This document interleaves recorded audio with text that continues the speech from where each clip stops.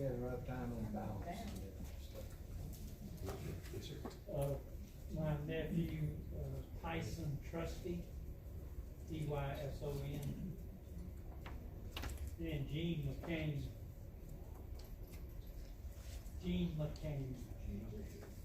Gene. He visited our church with his sister is, I thought she was a member here, I may be wrong. But they visited our church in the Sunday school class about a month ago, and he's got cancer coming back, and he needs prayer for me. Other, With our first responders and military up there, and specifically the officer in Mountain View that got killed. That family. church officer. I just put first responders in general up there, everybody will know. Pretty much, but I mean, his family is going through a time right now. They lost their son. He came up on he was called to an accident like a year or so ago, and it was their son. And so, yeah, he went on a domestic call, and then she went over to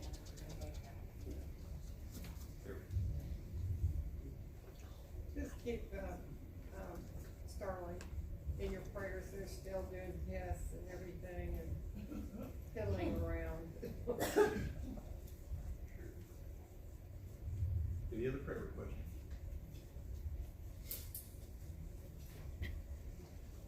Carol, would you carry on my class, please? Most kind and gracious Lord, we come to you, thank you for this day, we thank you for your blessings of life, we thank you for this freedom and opportunity, Lord, we have to come out to worship today.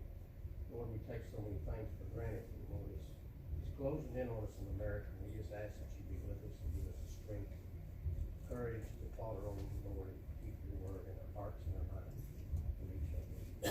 Thank you for this class, Lord, Brother Jerry, as he was teaching to us, that we open our hearts and minds to it. Lord, we pray for these that's on the board. Lord, you know each need, and we just know that you can provide us your will, Lord, as you want your will to be done. And that's what we ask, Lord, that your will be done in all things. All these things we ask in Jesus' name. Amen.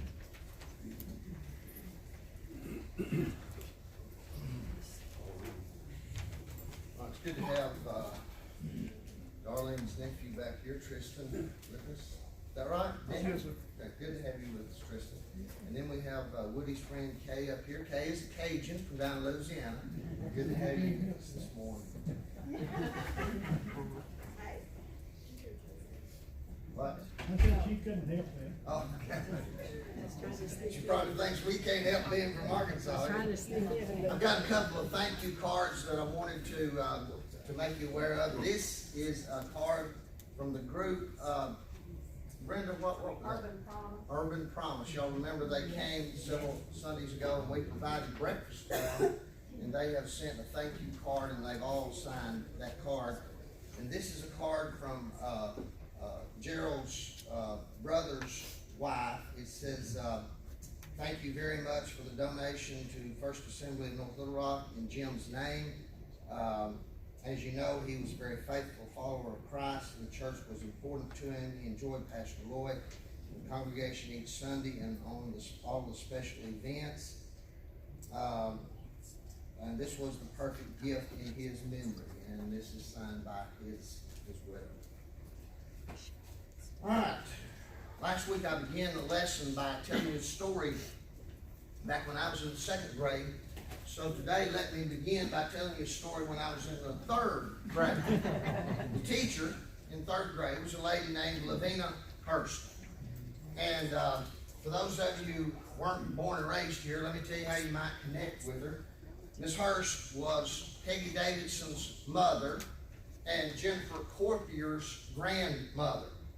Now, when it comes to classroom discipline, let's just say Miss Hurst's paddle did not have any cobwebs on it. She used that paddle quite frequently. One day, one of the students in that class, oddly, Tommy Sutton, did or said something that ticked Miss Hurst off, and she said, "You come up here to my desk, Tommy, I'm going to give you a paddling." And Tommy immediately jumped up and said, "You're not paddling me," and ran out the door.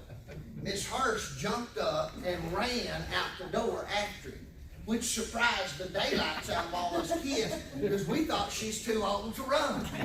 But she ran all the way down to the jungle gym and she stopped. But Tommy was too fast for her. He was down at the swings and the seesaw. Miss Hurst stopped. She's out of breath. She turned around. She saw all of us kids who had followed the whole scene and were watching it. And she saw Burl J. Major standing right in front of the group there, and she said, sort of out of breath, she said, "Burl J., you go down and catch him for me." Burl J. ran for about 20 or 30 feet, but you could tell his heart wasn't in it. And he turned around and he said, "Miss Hurst, I can't catch him." So Miss Hurst decided to try a different approach. She tried a diplomatic approach. She began to yell and ask him to come back. By this time, Tommy was all the way down at the woods. And Tommy turned around and he said, "I'm not coming back if you're going to paddle me." Miss Hurst said, "I won't paddle you. Come on back." Well, Tommy slowly edged his way back up. He kept saying, "I'm not going to come if you're going to paddle me." Miss Hurst kept saying, "I'm not going to paddle you. You come on." Well, he finally got to within arm's length, and Miss Hurst reached out and grabbed the boy, and she drug him. She drug him from the jungle gym to the classroom. With her left hand, she's dragging him, and with her right hand, she just wailing the daylights. She just walking and wailing. And she got him into the classroom and took him up to the front, got her paddle out, and finished the job. Now, we students learned a valuable lesson that day, and I remember discussing this at recess. And we decided the moral of that story was, if you're going to run away from Miss Hurst, you had better keep on going. Now, I'm going to remind you of that story later on in today's lesson. The title of today's lesson is Living in Babylon, Part 2. This is a two-part lesson. This series is going to be about 8 to 10 weeks. And today we want to look at the second part of the lesson that we started last week. But before we begin, let me make a couple of points. I want to say, first of all, I am aware that this is a very painful subject for many, many of you. Last week we had a guest with us. His name was Wendell. And at the end of class, he asked a question. He said, "What do we as families do? How do we respond? How do we as believers deal with a situation where someone in our family has decided they're gay?" I thought about that question all through worship service and beyond. And literally it broke my heart because I could feel the gut-wrenching emotion as he is sharing that question. A large, large number of you in this classroom have come to me and talked about dealing with issues in your family and among your friends. I want you to hear me say this. If you are in a situation like this, you are not alone. That hurt is widespread among believers. A lot of Christian moms and dads and grandmas and grandpas have shed tears till they really can't cry anymore. And sadly, many times, incorrectly, you have placed guilt and blame on your shoulders. And you've asked yourself the question, what did I do wrong? In reality, you haven't done anything wrong. Second point I want to say is this. I don't want to appear that I think I have all the answers to this. I don't. I don't want to come across as cocky and arrogant and come across as I know what to do in every case and I know what God would want us to do. And I don't want to be one of those people who look at parents and say, now, if that was my kid, this is what I would do. See, it's easy to say, let's stand firm on the truth. It's not as easy to say, how do we do that? And where do we draw the line as believers? See, I can tell you how to be saved. I can tell you biblical doctrines. I can't tell you what to do when somebody in your family has a gay wedding. Do you attend? Do you not? Do you invite them over to the house? Do you pretend this is one big happy family? Those questions are not easy. Let me encourage you, if you're dealing with any of those issues at all, try to be here next week. The title of next week's lesson is Conflicts of Conscience. And that really is what we're dealing with. Conflicts of conscience in our mind. Is this right or is this wrong? And do I draw the line right here or do I draw the line right here? Now, because this is a two-part lesson, I want to review very quickly what we covered last week as we get into the lesson. We talked about the revolutions that have changed America. The sexual revolution, the technological revolution, the anti-Christian revolution, all of which are in full force today. Then we talked about the resemblance of America to Judah as they're going into bondage into the land of Babylon. We talked about the secularized idolatry they had. We talked about God's call of judgment on the country. We talked about the false prophets who kept telling the people, it's going to be okay. God's going to rescue us. God owes it to us. And then we talked about the call to obedience.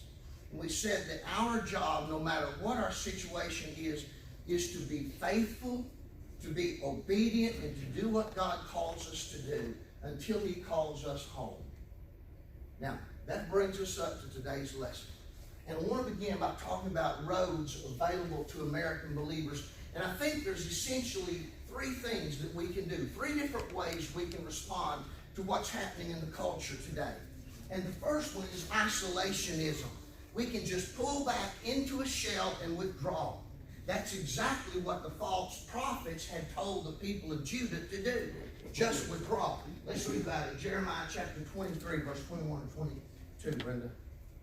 I did not send these prophets, yet they have run with their message. I did not speak to them, yet they have prophesied.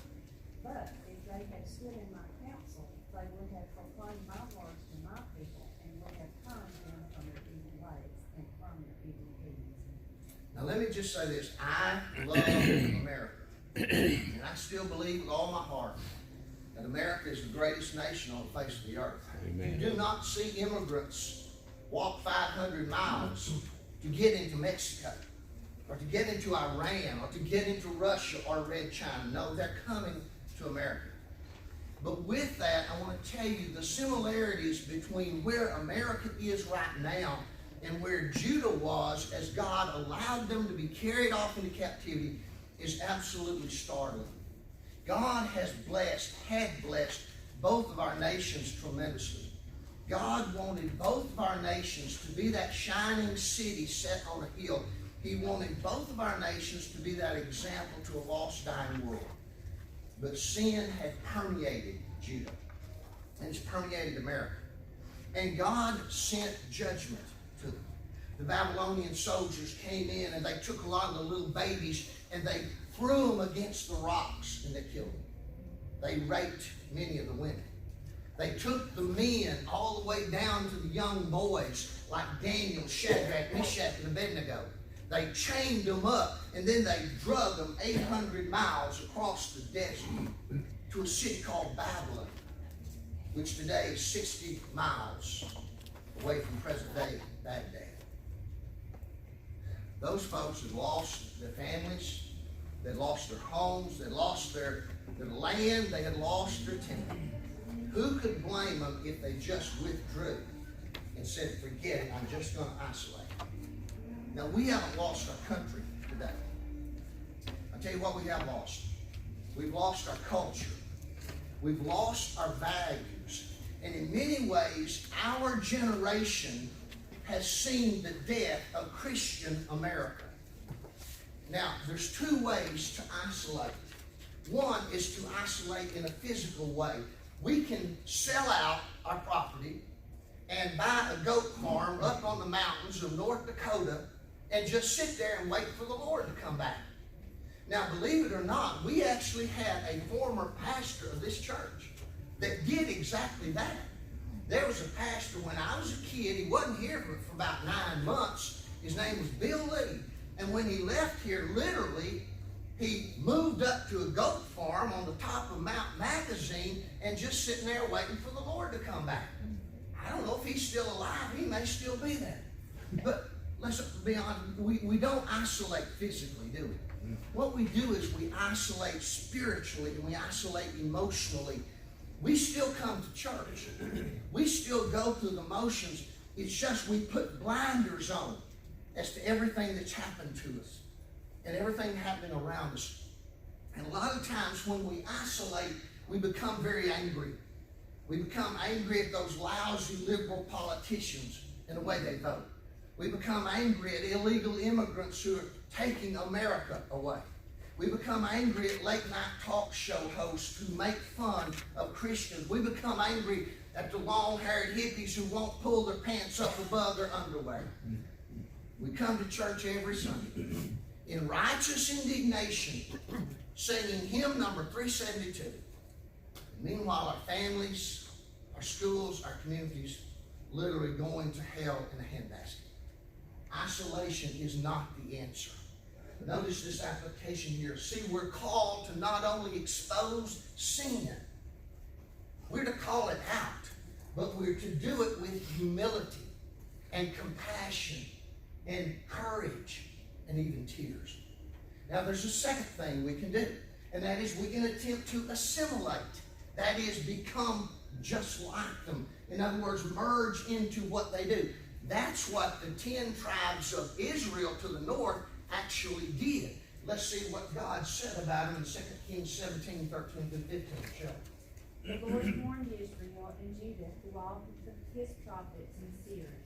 Turn from your evil ways, observe my commands and decrees in accordance with the entire law that I commanded your ancestors to obey, and I delivered to you through my servants, the prophets.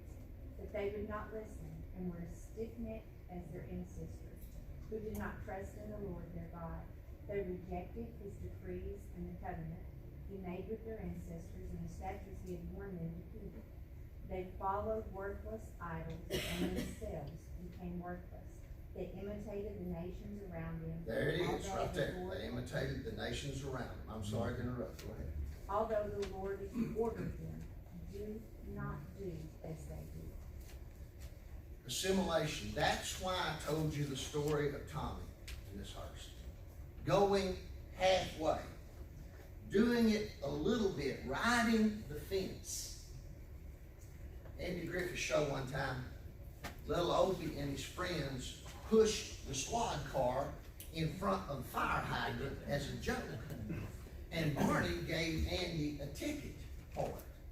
And Andy couldn't figure out how the squad car got in front of the fire hydrant. And Opie got to feeling guilty. And so he confessed. He said, "Pa, me and some friends of mine, we pushed the squad car in front of the hydrant as a joke." And then he said, "Are you going to arrest them, Pa?" And Andy said, "Well, son, if you pushed too, why shouldn't I arrest you?" Opie said, "I didn't push very hard." That's assimilation. We want to do what's right, but we don't want to go all the way because we want to please everybody.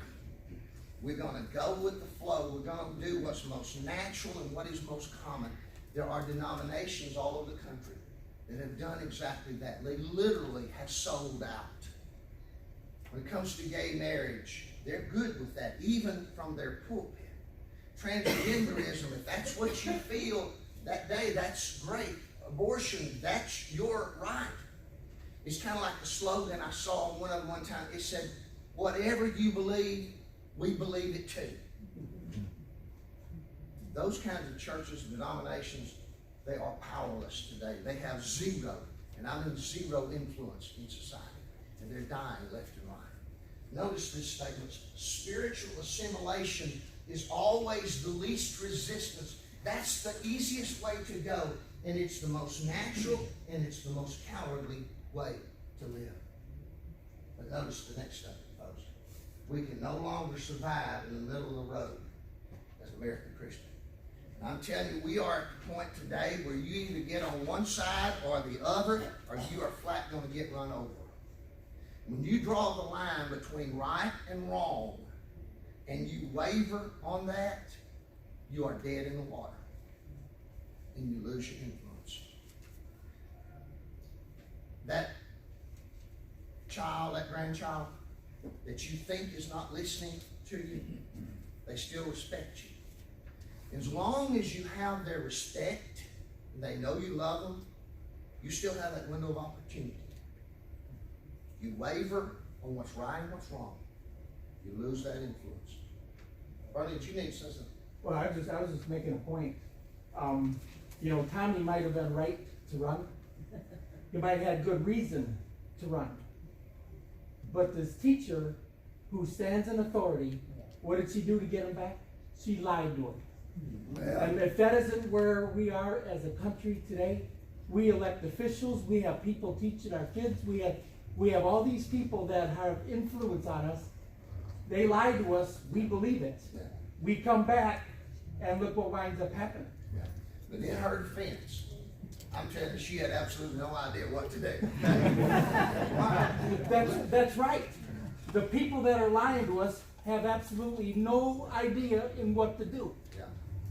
All right, assimilation is not the answer. Okay, let me tell you what it is. Infiltration without contamination. Let me use the phrase the Bible uses.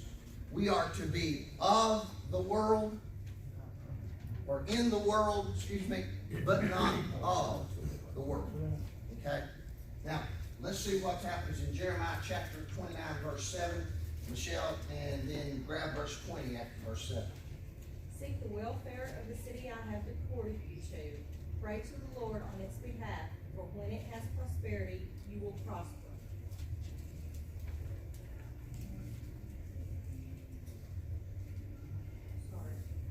Hear the word of the Lord, all you exiles I have sent from Jerusalem to Babylon. Okay. I'll make 2 points out of those 2 verses of Scripture. First of all, there's a phrase that's used in both of those verses of Scripture. It says, God sent the Jews into Babylon. See, they were in Babylon for 2 reasons. They were there because of judgment of their sin, but they were also there as an ambassador for God. God sent them into that lost, dark world in order to make a difference where they were going. And that's exactly what they did. It appears King Nebuchadnezzar got saved. I really believe we will meet King Nebuchadnezzar when we get to heaven. A lot of the Babylonians got saved 500 years later when Jesus was born. Where did the 3 wise men come from that are searching for the Messiah? They're coming back from Babylon. Why? Because somebody back here 500 years ago was talking about the true and living God, and it changed lives, and it changed it all the way down through history. Is it possible God allows us to go through dark times so that we can be that light in that situation? Notice this statement here. The church is still sent into the world to represent Jesus Christ, and we are still the best witness of hope that this world has to offer. Now, the second thing that I want to say is this. God prepared the Jews before they ever got into Babylon. He raised up a man named Jeremiah who wrote down what God told him to write, and he wrote what was going to happen. He wrote down what they were to do when that happened, and he even wrote down how long they're going to be in that exile. That's exactly what Psalm 23 is all about when it says, you prepare the table before me in the presence of my enemies.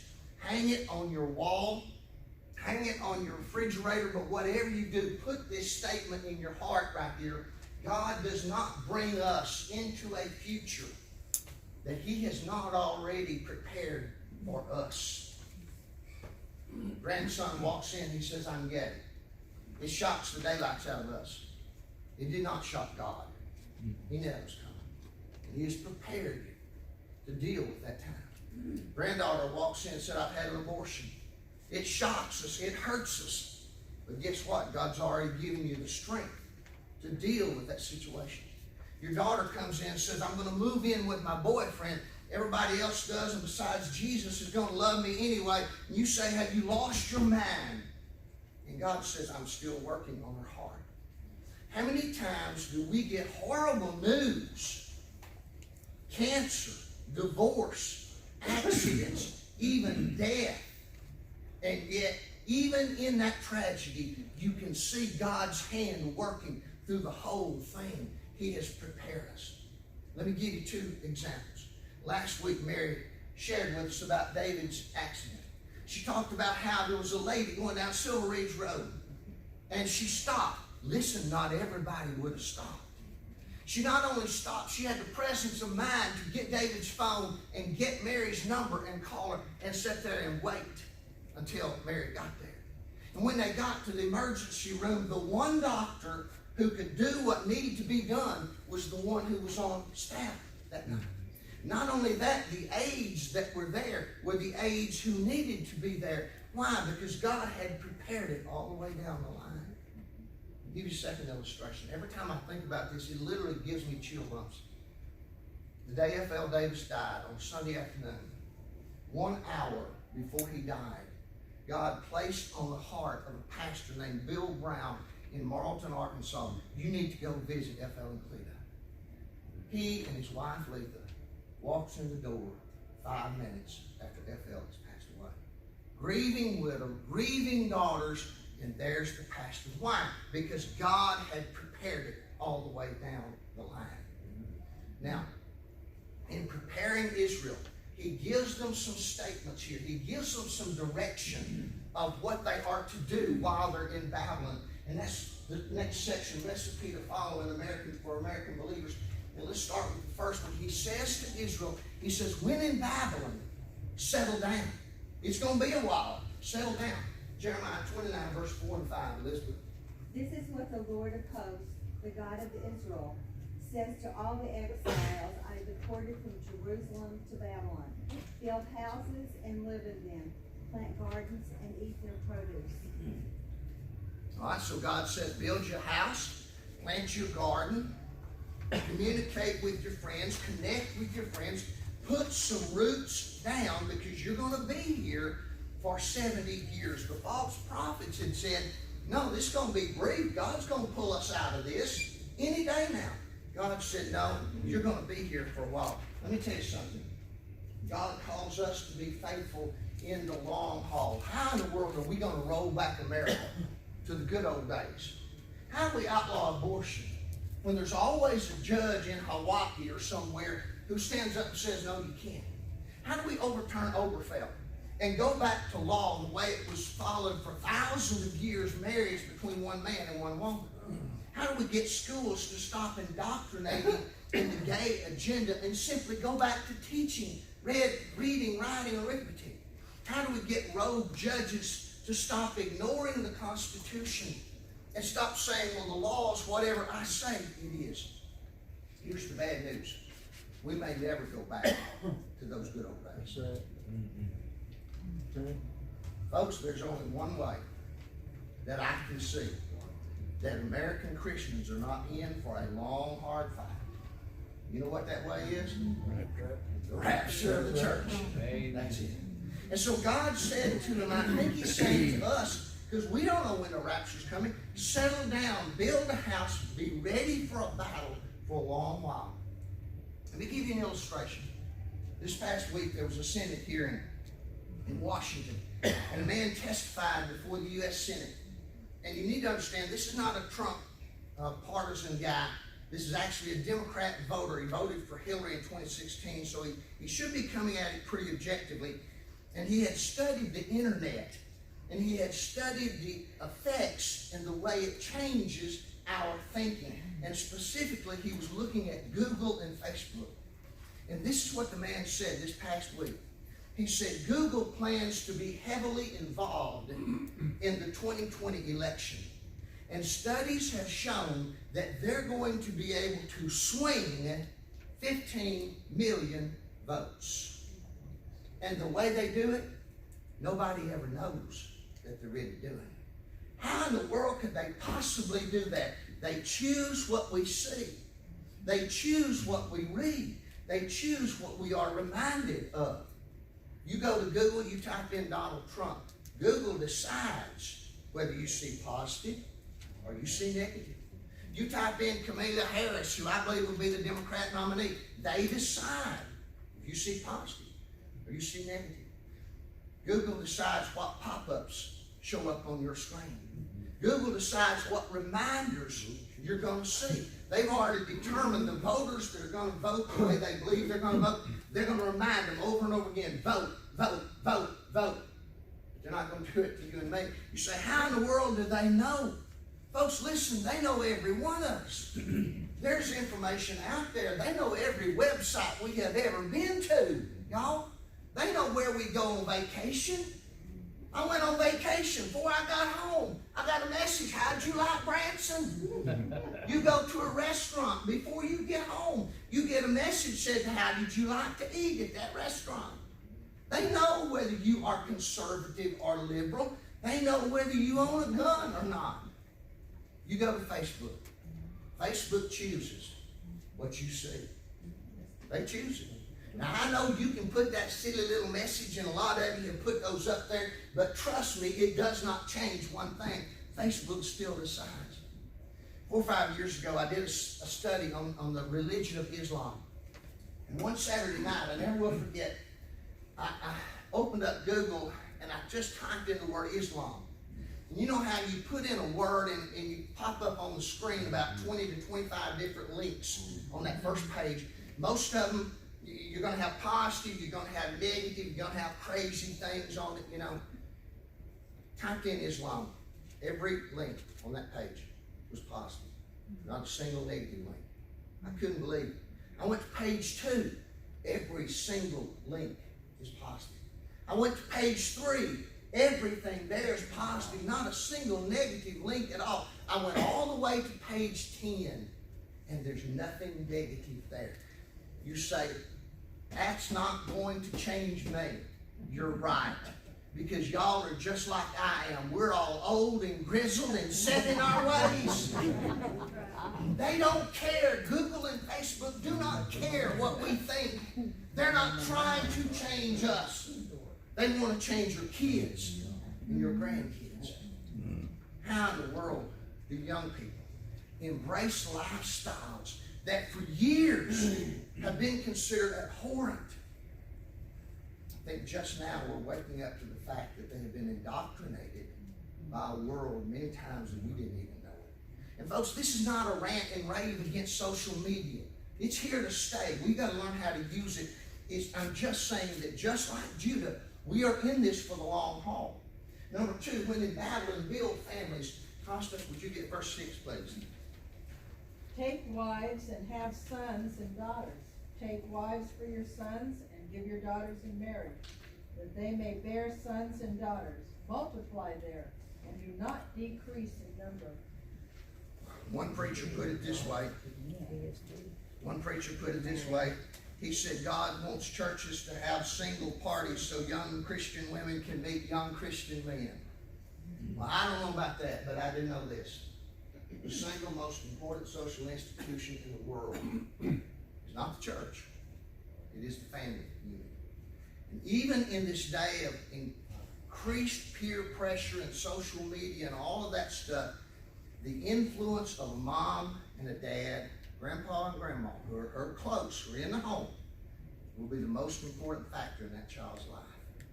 If you can see a child's home life, you can predict with pretty good accuracy how that child's going to behave and how that child's going to turn out.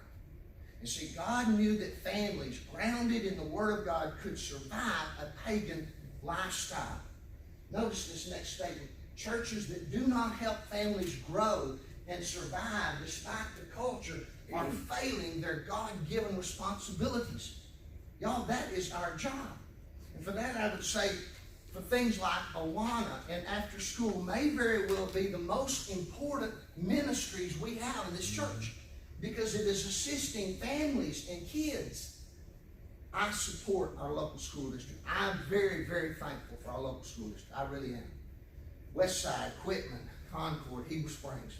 I know they have problems sometimes. I know they act like knotheads sometimes, okay? But I'm telling you, I'm convinced with all my heart that almost all of those teachers genuinely care about those students. They are not there to indoctrinate, they're there to teach. And many of them godly Christian men and women. Folks, we don't need to take that for granted. We need to be very thankful for that. But involvement is key. Parents and grandparents need to read the books the kids are reading. They need to look at the website the kids are on. They need to get involved in whatever the kids are doing. Tony Evans said every day when his kids come home from school, he would deprogram them. He said, what did you learn? What did they tell you in school today? And then if it's opposite of God's word, he said, let's see what God's word says. By the way, here's a novel thought. Christians can run for school board, can't they? Even if you don't have kids and grandkids in a local school district, many of you do not here, folks, we still have an obligation to support those districts and support those kids. And we do it through our prayer. We do it, I think, through going to ball games and activities. I had 3 boys in Awana this year. All of them played Pee-wee basketball, and every week they're begging me, come to my Pee-wee game, come to my Pee-wee game. It makes a difference in their life. You build up families. Number 3, when in battle and get involved in the community. Pat, would you read verse 7 again for us, please? And seek the peace of the city whither I have caused you to be carried away captives, and pray unto the Lord for it. For in the peace thereof shall ye have peace. Okay. Some of your translations say seek the welfare. The word welfare is the Jewish word shalom, which we interpret as peace, which is the way Pat read it. And it's saying seek the peace of the city in which you live. How do we do that? Well, we do it by obeying the laws. We do it by paying taxes. We do it by being a good neighbor, helping our neighbor. We do it by supporting local businesses. We do it by running for local office. We do it by volunteering to work in a food pantry, volunteering to coach in Little League games. We do it by showing the community of people that we care about them. Several years ago, I was in San Antonio for a fraud conference. And after the conference one day, I went down to the river walk, and I was just walking around where the restaurants and shops all were. And I was walking behind this group of Hispanic boys. And it wasn't an organized gang, but you could tell they're 13, 14, 15-year-old boys. And man, they think they're tough. They're acting tough. You know, they're showing their underwear and all that kind of stuff. And one of them, who appeared to be the leader of the group, bought something at a restaurant. And he was putting the cash back in his pocket, and he dropped it. Fell to the ground, and he didn't know it. He kept going. And I looked down, and it's quite a bit of money that he dropped. And I hollered at him, and I picked it up, and I said, hey, son, you dropped your money. I wish you could have seen the look on that boy's face when he came back. It suddenly changed from being this street tough gang guy to just an ordinary little 14-year-old kid. And he muttered very softly, thanks a lot, mister. And I think he was saying, wow, there are still adults who do the right thing. There's still adults who care about us. At the end of that verse 7, it makes a statement. It says, in its shalom, in the city's peace, you will have peace. And what it means is this: when we bring peace and righteousness into the community in which we live, it comes back to us. This past week, there was a funeral. The guy lived in this community many years named John Watson. I didn't go to the funeral. I wasn't that close to John. But I met the funeral procession as they're going from the church back to the cemetery. And I pulled off the road as a sign of respect. But where I pulled off, where I met him, was right in the big curve in front of Largemouth Pizza. And my first thought was, I sure hope cars don't ignore this and try to pass me and create a traffic problem right here on the curb. And I sat there for a few minutes, and I looked up, and nobody's coming. Everybody's doing the same thing as a sign of respect. Isn't it nice to still live in a community where folks show respect and concern for one another? And it doesn't matter what your age is, it doesn't matter what your political party, it doesn't matter what church you go to. We have an obligation to be involved in our community and show people we care. Number 4, when in Babylon, pray. All right, Pat, read verse 7, just a second. Go ahead. I just wanna say they probably did it out of your example of doing it first. They followed in behind you. Had it not been for your example, probably just wouldn't have. That's possible. All right, Pat, read verse 7. And seek the peace of the city, whither I have caused you to be carried away captives, and pray unto the Lord for it. For in the peace thereof shall ye have peace. Sometimes only desperate people pray. Sometimes we don't pray until we get a big problem. God sometimes has to allow us to have some big problems because devastation brings desperation. Notice in verse 7, God has instructed the people not to pray for themselves, but to pray for their city, to pray for their enemies, to pray for the people who have harmed them, because suffering gives us a whole new perspective on life. And suffering gives us a compassion that we would have never had before. Let me give you an example. For many, many weeks, when we'd have prayer time, Skip would raise his hand. He'd say, pray for Olivia. And then everybody knows what's coming next. Pray for what? Pray for Marie. Pray for Max. Why? Because there's 2 little kids that have connected to his heart, touched his heart, and would never have occurred had he not gone through that time of suffering with his own granddaughter. Suffering gives us a compassion that nothing else will do. And then number 5, when in Babylon, remember God's promises. Let's look at Jeremiah 29, verses 10 through 13, Tommy. For this is what the Lord says, when 70 years for Babylon are complete, I will attend to you and will confirm my promise concerning you to restore you to this place. For I know the plans I have for you. This is the Lord's declaration. Plans for your welfare, not for disaster, to give you a future and a hope. You will call to me and come and pray to me, and I will listen to you. You will seek me and find me when you search for me with all your heart. Notice verse 10, God makes them a solemn promise. He said, 70 years from now, I'm going to bring you out of exile. You know what happened 70 years later? God took them out of exile. Just exactly the way he said. Why? Because God was in control. Not Babylon, not King Nebuchadnezzar. God was in control. Folks, let me tell you something. God is not intimidated by the Babylons of this world. He's not intimidated by the Middle East and what's going on with Iran. He's not intimidated by Red China. He's not intimidated by socialism. That doesn't scare him. God is not intimidated by the gay agenda and transgenderism. He's not even intimidated by the American leftists. Our country, America, has changed a lot. And folks, the truth is, it probably is going to change some more. But the one who sits on the throne does not change. He is still in control. And our job every day is to get up, put one foot in front of the other, and as faithfully and as obediently as we know how, simply do what God's called us to do and trust Him for the results. Any comments? Questions? I was just thinking, our job is to represent Him. You're sent. That's what it is. He's still sending. Folks to see a whole bunch of little Christs running around the community. All right, let's stand for prayer. Leon, would you lead us in